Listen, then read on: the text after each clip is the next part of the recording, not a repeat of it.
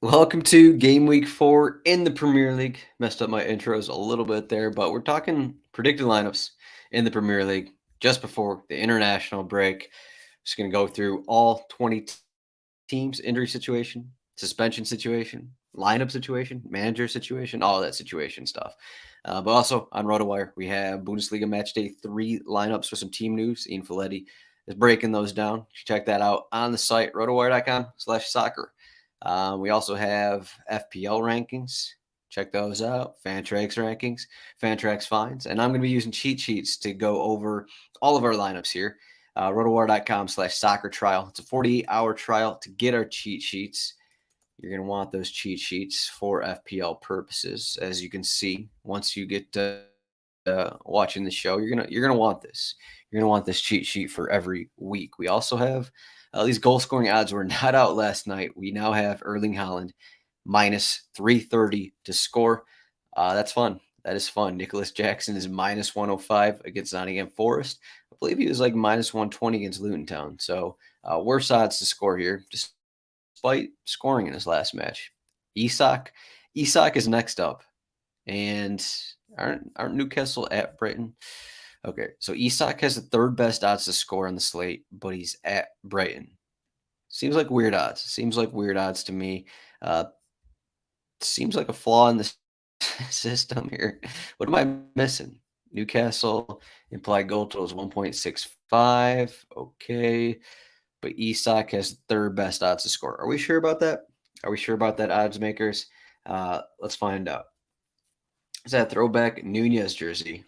Yes, it is. Matheus Nunez, former Wolverhampton player, soon to be Manchester City player. Probably something like that. He has refused training, so I'll be getting into that a little bit here. But rotowire.com/soccer trial.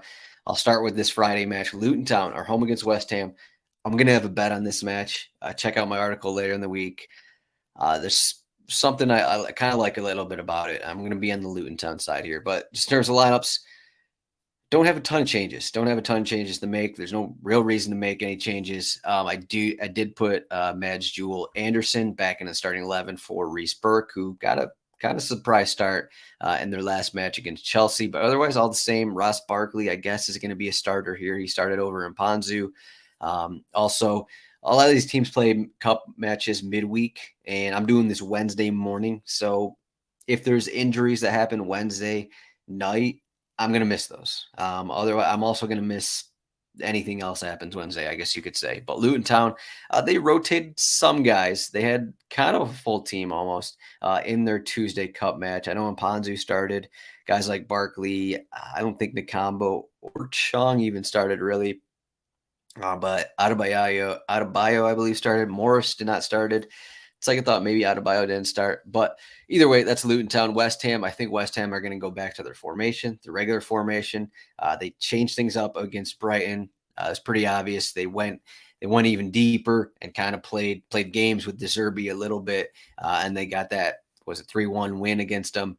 But I do think they're going back to their 4-3-3, 4-2-3-1 formation, and we'll see what happens with Souček. We don't know if Souček's going to be healthy here. Obviously, we don't have press conferences for a lot of these teams. If Souček is healthy, he'll be in for Edson Alvarez. Otherwise, I think he'll be Edson Alvarez, James Ward-Prowse in that defensive midfield formation. And then I think Ben Rama is going to move back to the starting 11 because he moved to the bench for last week's match. Who is the I should know this beforehand, but I believe Thilo Kehrer started in that. I guess they went a little more defensive. Okay, yeah, okay, that's right. They went 4-1-4-1. Edson Alvarez center back, but they did sit a little deeper. So they had Alvarez, Ward-Prowse in there, with Souček, who actually started. So something to keep an eye on. But I do think they're going to go back to their usual formation, especially against a team like Luton Town. No reason to actually be a little more defensive. But otherwise, Bowen, Antonio, all those guys, Paqueta, all those guys will be starting. Sheffield United, I don't think I have any changes here. LaRucci, I got in the starting 11 on the left wing. George Baldock is healthy again. He started last match, but they also picked up a new injury to. So Max Lowe was injured, and then Ben Osborne what went out with a groin injury in their last match, and he was playing on the left wing. So Osborne, he's going to be ready to start. So it's going to be Lucci, I assume, and then all those pretty much the same guys: Vinicius, Amer, and Norwood in the midfield. I do have McBurney starting over Willisula, the youngster. So McBurney and Benny Traore up front.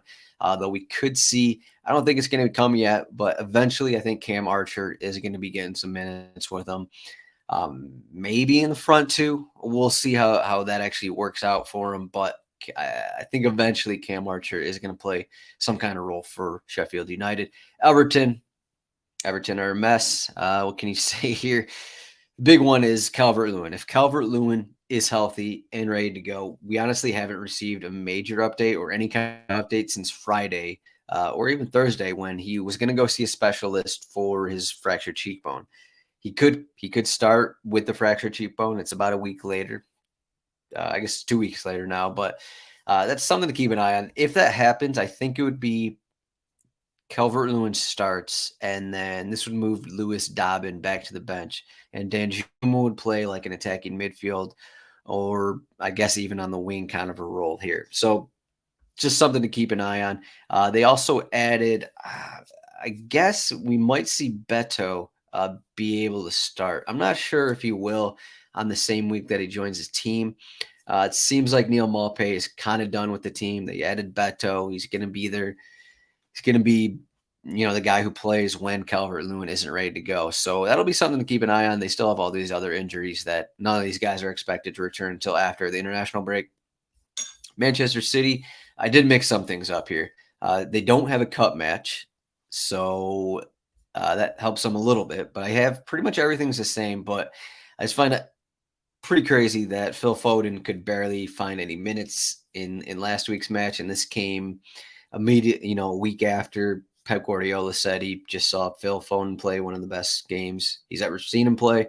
You got to think Phil Foden moves back to the starting 11. With that, I moved Bernardo Silva to a defensive midfield role, which he played a couple times last season. So I'm moving Bernardo back and then Kovacic to the bench. I think this is kind of a better group of players, and I'm kind of surprised that that's not what they used against Sheffield United. It almost resulted in drop points against Sheffield United. So I do think that this can work with Bernardo in this defensive midfield role. Actually, because we can, let's actually look back last season to when he did play in this deeper role. I mean, as you can see here, when they lined up in the 3-2-4-1, it's basically kind of what the position is. So there's a lot of MC, maybe not DMC. I mean, there was that one game he played left back. I think it was out of necessity kind of thing. As you can see here, if you want to go by this exact 4-2-3-1 formation, he did play as the defensive midfielder earlier in the season. So, I mean, he's kind of a guy who can play wherever, especially in Pep's system. Like, he knows how to run Pep's system. So he's just going to be floating around pretty much all over the pitch. But I think they can do it without, Rodri and Kovacic. We'll see if they actually do it. I'd be surprised if Foden, didn't start again. That would be kind of weird. But Fulham, they should be a pretty much full squad. Willian is getting back to health. He missed last weekend's match. He missed Tuesday's match in cup play. So he's not going to be ready to start. I doubt Adama Traore actually got the start for Fulham against Tottenham, but I think they kind of stick with this group that they have here. Tim Ream's back from his suspension. Then Calvin Bassey served his suspension on Tuesday. So I think they're pretty much full strength here. Maybe the question will be Sasa Lukic or Harrison Reed in the midfield kind of thing. But, they got points against Arsenal. So I think they kind of run out the same group.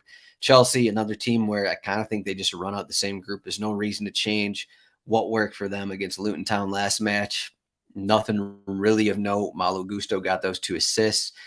Raheem Sterling, 2 goals and assist. They're not going to change that. Enzo Fernandez, I guess, technically playing as an attacking midfielder per Opta. Nicholas Jackson will be up there as well, trying to get his second goal.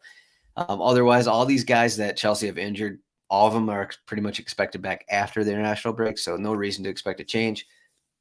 And as you can see here with Nottingham Forest, we'll see what kind of changes bring about. They do play Wednesday, so that'll be something to keep an eye on. They do play Wednesday, and that may give us some kind of idea of how they line up here. But they've been going with three in the back, and I'm just checking on Oral Mangala. Okay, yeah, Mangala missed out last match.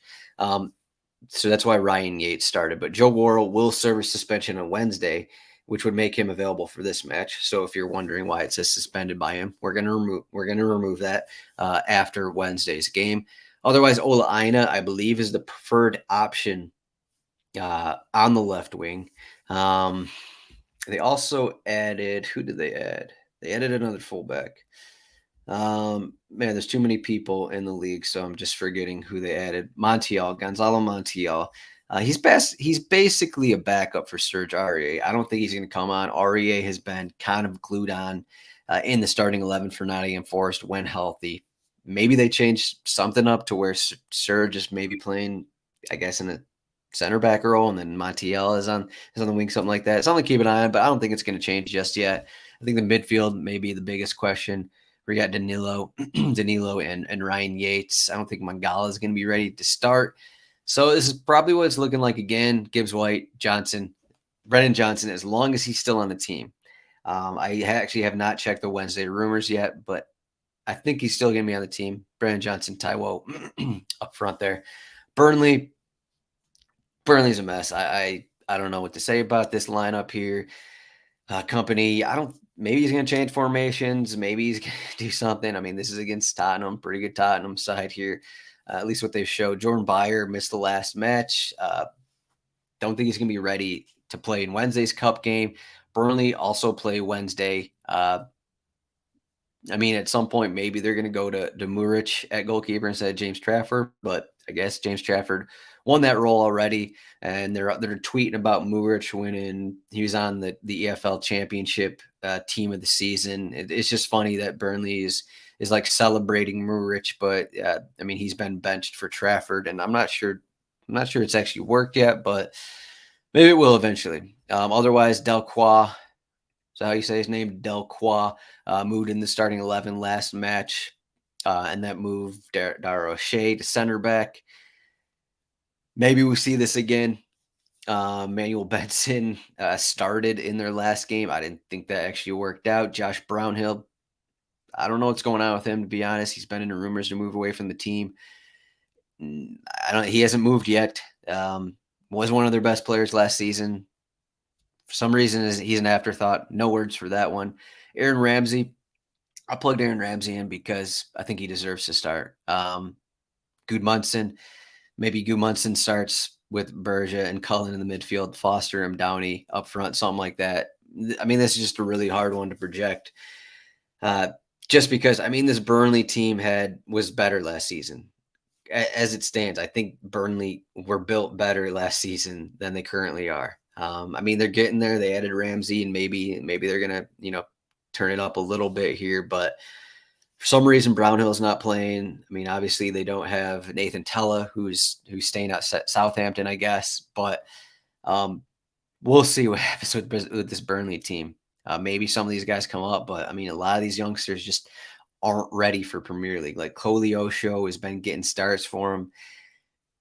He's got sparks and all that, but is Lyle Foster ready to be a regular? It's just it's just an interesting situation. Tottenham, I don't think we're going to see any changes. The big question, I guess, would be Richarlison. Supposedly, he picked up an ankle knock per Postecoglou after Tuesday's match. I think he'll be fine, but if that happens, then we could see something change, like Manar Solomon going to the starting 11, Perisic going to the starting 11, and then maybe you're moving into more like a 4-3-3 technical formation with James Mason maybe in a midfield role, but I don't think that's really going to matter in terms of stats or projections or any of that stuff. Udogie, I think he's fine. I think he's good. He's on the bench in Tuesday's game. But otherwise, I think that back line will be the same. All right, we got a mid lineup break here. All right, Brentford, I don't think they're going to change anything up. Janelle did play in Tuesday's match. He would be the one guy that I may consider moving out, but I don't know if there are rumors that Damsgaard will move away before the transfer window ends. So that takes away another player. Just try. I mean, there's just not a spot in the team for him. Really, is what it comes down to. We could see Ben Mee back in the starting 11. I believe he started Tuesday. Either way, I don't know if starting him twice on a short week is what they're going to want. I think it's going to be Nathan Collins and Pinnock again. And then I think the other question would be Kevin Schad or Keen Lewis Potter. Because Keen Lewis Potter went 90 Tuesday, I think it's just going to be the same lineup here as what you're seeing on the screen. So no real big changes for Brentford. No reason to do them. They're home against Bournemouth. Bournemouth's question will be Lloyd Kelly started at left back into his game. Senesi started at center back. We could have a question if you care about Bournemouth center backs, Lloyd Kelly or Marco Senesi at center back for him. Otherwise, Andoni has kind of basically just swapped around this fourth attacking player in every game. Semenyo, it seems like he's earned a job. He got that goal against Liverpool, looked good in the prior game off the bench. I got Jane Anthony in here. David Brooks is more someone who would play on the right wing. Looks like Semenyo has got the job over David Brooks. David Brooks, who scored his first competitive goal since he had cancer in Tuesday's Cup game. Justin Cliver is another option. I think Anthony has the edge, though he did start in Tuesday's game. I think Anthony has the edge over Cliver, but we could see again Cliver in there. Lewis Cook is also back from his injury, so he will be an option. I'm not sure if he's actually going to win a job over Rothwell, but I think Lewis Cook and Joe Rothwell will be options in the defensive midfield next to Billing. And then we also have Tyler Adams. He'll be returning from injury after the international break, so something to keep an eye on. I got Jason Steele back in net for Brighton. Brighton, De Zerbi likes changing things up, and I'm not sure changing things up every game is the best route, especially when you don't have Caicedo and McAllister in your team. Danny Welbeck is an attacking midfielder. I'm not exactly sure that's the best strategy either. So I got Joao Pedro back in the starting 11, who has, after I thought a pretty good, performance in the opener, he's been benched the last couple matches. Clicking his profile, see how many minutes. I think he played a bit more off the bench. I mean, he is getting 30 minutes in these games, but I think he starts here with Evan Ferguson up top. Evan Ferguson is their best player, or I would argue is their best forward. Again, Danny Welbeck has started the first 3 matches. Is he going to be benched? I think eventually he'll be benched, but he has not been benched yet. That is the big question for them. Dahoud, will he move back in the starting 11 after last week's loss? Seems like Billy Gilmore is there. We'll see with that. James Milner or Joe Veltman. Those are the questions with the team. And then for Bruggen or Jason Steele, but this is kind of what I'm going with here. We know that Gross, Miedema, and March are going to be in there. Newcastle, the big questions would be, I don't think they're going to change anything on the front. Gordon looked good. Almiron was okay. Isak, I don't think there's no reason to change that. Joelinton was back from his injury. The big question would be what the actual injury is for Sven Botman. He hurt his ankle. Seems like he's going to miss some time. And then Jamal Lascelles was involved in some kind of brawl or something outside of the club after he got in a fight after Sunday's match. We don't have any information off it based outside of the video that's been going around Twitter kind of a thing. I'm not sure exactly what they do because Eddie Howe has said that Lewis Hall and Livramento both weren't ready to play in this Newcastle system. I mean, there could be some, Dan Burn maybe goes to center back, and then we have Hall or Livramento playing left back kind of thing. Matt Targett was the guy who came on in the last match, though, when Botman went out. So I don't think Targett starts. So that's kind of why I think if the Shell is healthy, if he's ready here, that he'll start at center back with Dan Burns still at left back. But that's kind of the main question for them. Liverpool, Virgil van Dijk is suspended, so he will have to open up. Either way, Joel Matip probably will be the guy in there. Konate, we don't have a ton of information on Konate since he missed last week's game. Picked up, I believe it was in training, picked up something I think it's minor, but again, he could miss this one. If he's out, it'd be Joel Matip and Joe Gomez at center back for Liverpool in this game. So that's fun. And then I just did some changes just based off last week's game. Maybe you keep Darwin as a super sub, and okay, that's fine. I can see that. But I think you reward him. You reward Darwin for winning the game basically for Liverpool last match. So I got Darwin in starting over Luis Diaz. And then I got Diogo Jota in starting over Cody Gakpo. Again, Gakpo and Luis Diaz could start. These are going to be questions every game pretty much for Liverpool. We'll see, if Klopp's going to be, if he's going to look at prior performances and be like, okay, Darwin needs to start here. Okay, Jota needs to start here kind of a thing. Gakpo was pulled pretty early in that last game. So that's kind of why I think Jota is going to get the start here. And then Darwin, just based off that performance. But otherwise, it looks like Endo. I think Endo is just going to keep this job here with McAllister and Szoboszlai in the midfield. And then in cup games in midweek, we'll probably see more of Harvey Elliott, more of Curtis Jones kind of thing. Though, I mean, Harvey Elliott is an option to come in the starting 11. He played. He was one of the guys who'd kind of changed things a little bit for Liverpool in that crazy win against Newcastle. Aston Villa, main question is Emiliano Martinez in net. Robin Olsen started over him last game. Martinez picked up some calf issue last week. Aston Villa play Thursday. They play the second leg against Hibernian. They're already up 5-0, so it's not like Martinez is going to be pushed there. Aston Villa changed formations. They went, 3-4-3, something like that. In the last game, they kind of played, they kind of outmanaged, Unai Emery kind of outmanaged Vincent Kompany a little bit, and that win at Burnley. I think they go back to their usual bread and butter here. We'll see. I mean, maybe they go with the here it is 3-4-2-1. Maybe they go more 3-4-2-1 after getting some kind of success with it.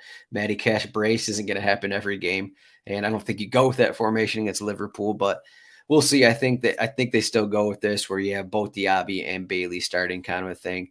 Alex Moreno, I still don't think he's ready. A lot of these guys, a lot of these injuries, I've been saying, a lot of them are just going to be wait until after the international break. So 2 weeks from now, we're going to have more, injury news, I guess you could say.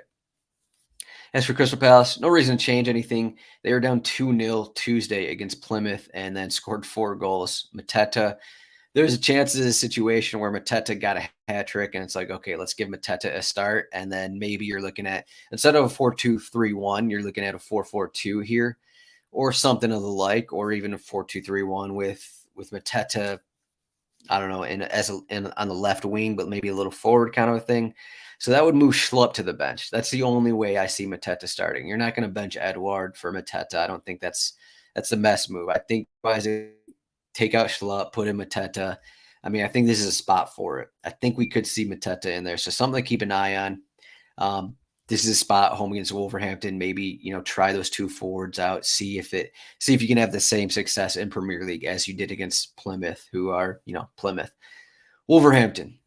They have some questions. So Pablo Sarabia did not start last match. I think he started Tuesday. Let me just double check that. So the question with Wolverhampton, as you can see in their lineup, Matheus Nunes, as mentioned earlier, it seems like he's done with the team. He stopped training. He's kind of pushing for a move out. And I guess.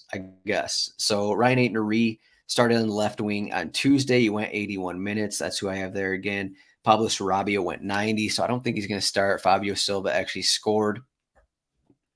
I don't think Sasa Kalacic is ready for 2 starts in the matter of a short week here. He did start Tuesday, did score on Tuesday, but I don't think he's going to be ready to start here. You just don't push a guy coming back from a year out into the starting 11 twice in 1 week. So I don't think that's going to happen. Fabio Silva, I guess he's going to be here until Sasa is ready to take over up top. Cunha, it will be back in there. A lot of these guys were rested on Tuesday, but they did change their formation. I wonder if maybe we get a formation change because they did have, at least per Opta, they changed their formation. I don't want to actually say that as a guarantee. Opta says a 3-5-2, but I don't actually know if it was an actual 3-5-2. But So without Nunez and with Hwang injured, I have Aiden here in the midfield, and he came on for the injured Hwang in the last match and played in the midfield. So that's something to keep an eye on. Um, yeah, I guess that's the main question here. They're not a deep team, so there's not there's not a ton else to say about who's going to come in for them. But we could see Bueno and Aiden both start in this match. Otherwise, Neto he'll be in there. Arsenal home against Manchester United, the final match of the week. We made it. Okay, so Arsenal's back line. As you can see, I'm making some changes. Thomas Partey was pulled pretty early in Arsenal's last match. You got to think Zinchenko is ready for a start. He's been there. He's been getting time. 34 minutes in that last match. Granted, they did allow that goal. It seems like Gabriel. I don't know what happened to Gabriel. Maybe he got in a fight with Mikel Arteta. He could be in there. So when Zinchenko plays, that kind of defeats the purpose of Thomas Partey playing as a right back and moving into the midfield, because that's what Zinchenko's role is. So as you can see here, I went back to Ben White at right back, and then I got QER and Saliba as center backs, then Zinchenko at left back. We could see something different again. We could see again what they just did against Fulham, where QER listed as a left back, and then Thomas Partey as a right back. Maybe Zinchenko's not ready to start, but I think if Zinchenko starts, this is what we're looking at. Outside of maybe we finally get Gabriel back in the starting 11 over QER. Again, the information on what's going on with Gabriel is questionable. Like, why? Like, is Arteta trying to outsmart everyone? Like, you had one of the best back lines of the league last season with Gabriel in there, but now it's like, okay, he's not even good enough to play over QER. We'll see what happens with that. Maybe Gabriel moves back to the starting 11 in this game, and then he starts for the rest of the season. That could happen. That wouldn't be that surprising. I don't think Gabriel Jesus is ready to start. Nketiah came on, scored. If you want to look up the quotes about Arteta, what he said about Nketiah when he came on, I think he gives Nketiah the start. Trossard started last match, kind of the false nine look. Didn't really work out as planned. I think Nketiah gets the call here before the international break. Jesus not ready to start. Going with that one. Havertz, I think that otherwise, I think everything is pretty much the same. Manchester United, they are in rumors to sign a left back. I think Marcos Alonso was the one I saw in the latest rumor. Again, we have like 2 days here for the transfer window to end. We do have questions otherwise in the team. So Eriksson will start. Varane is out, so we're going to get Lindelof and Lisandro Martinez probably. That's what we're assumed to get. Thiago Dalot playing at left back, Wan-Bissaka at right back, and then the question will be, will Anthony Martial start again? As everyone knows, Manchester United gave up 2 goals in the first 5 minutes against Nottingham Forest, and then they came back and won.